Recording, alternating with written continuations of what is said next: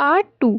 जिस दिन वो उसे तोड़कर गया था, उसी दिन उसकी ज़िंदगी का सबसे बड़ा पछतावा शुरू हुआ। खामोशी की सज़ा। काव्या के जाने के बाद कमरे में अभी भी हंसी गूंज रही थी। भाई, तूने तो कमाल कर दिया। ऐसा एटीट्यूड तोड़ना आसान नहीं होता। लेकिन राघव, वो बिल्कुल चुप था। उसकी नज़र अब भी उसी दरवाजे पर थी जहाँ से काव्या गई थी। त्रिशा उसके पास आई। Relax, it was just a game. Raghav ने कोई जवाब नहीं दिया। पहली बार उसे जीत का एहसास नहीं हुआ, बस एक अजीब सा खालीपन था। उस रात राघव सो नहीं पाया। बार बार वही चेहरा, वही आंसू, वही आखिरी नज़र। जो सवाल नहीं थी, सिर्फ टूटन थी। मैंने ज़्यादा कर दिया क्या? उसने खुद से पूछा।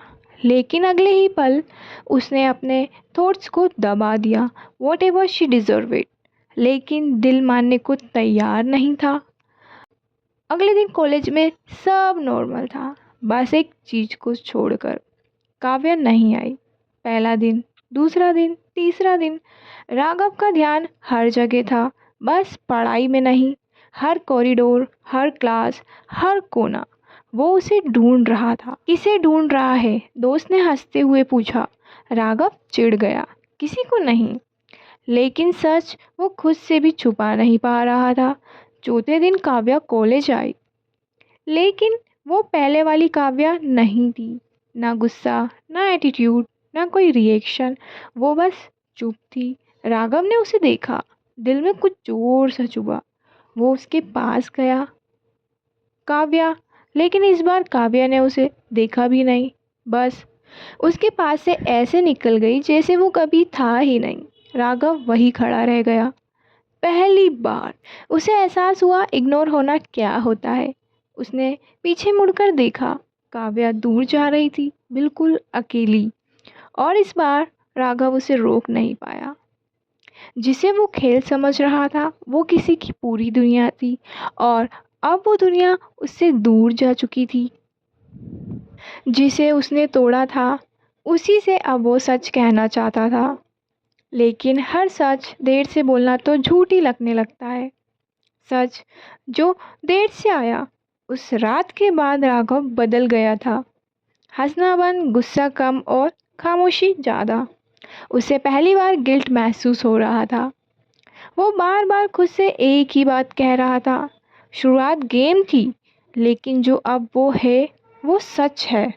उसे एहसास हो चुका था।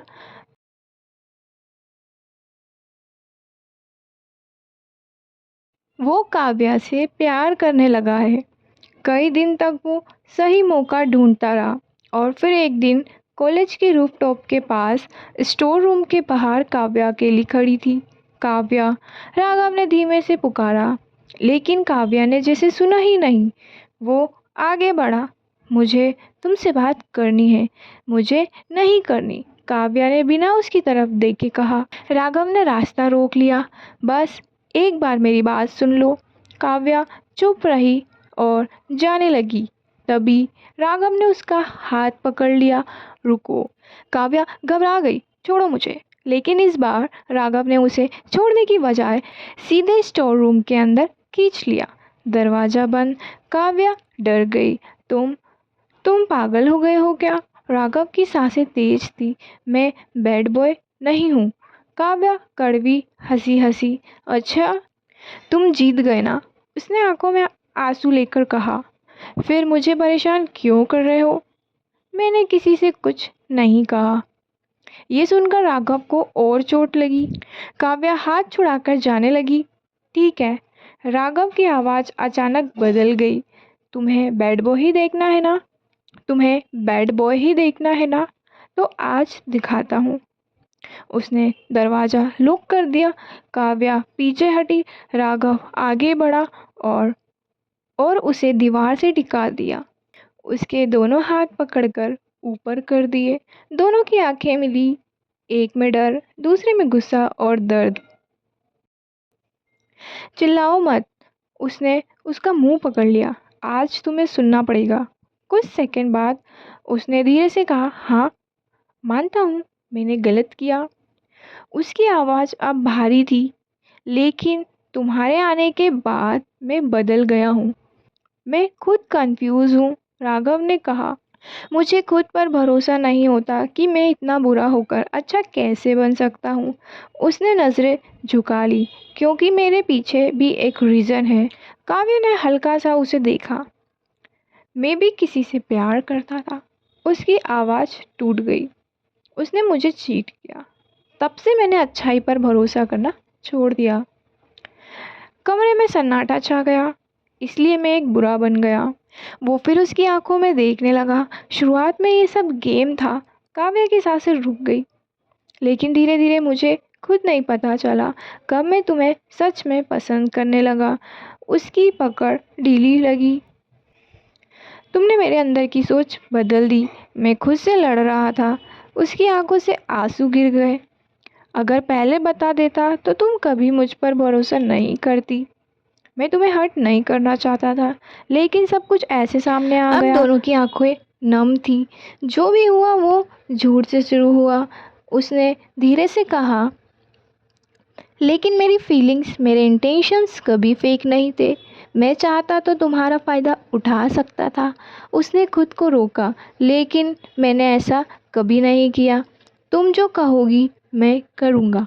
उसकी आवाज़ टूट रही थी। बस एक चांस दे दो, सब पहले जैसा कर दूँगा। कुछ सेकंड की खामोशी। राघव ने धीरे से उसका मुंह छोड़ा। कमरे में साइलेंस छा गया। काव्या ने उसे देखा, लेकिन इस बार उसकी आंखों में प्यार नहीं था, सिर्फ दर्द था। कौन जाने, उसने धीमे से कहा, यह भी तो तुम्हारा कोई नया प्लान हो। राघव चुप।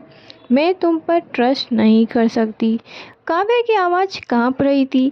हम कभी एक नहीं हो सकते। हर दिन तुम्हारे बारे में कुछ नया शौक मिलता है। मैं तुम्हें जानती ही नहीं हूँ और मैं तुम्हें कभी माफ़ नहीं करूँगी। ये कहकर वो दरवाज़ा खोलकर बाहर चली गई। राघव वहीं खड़ा रह गया। इस बार वो उसे रोक भी नहीं पाया।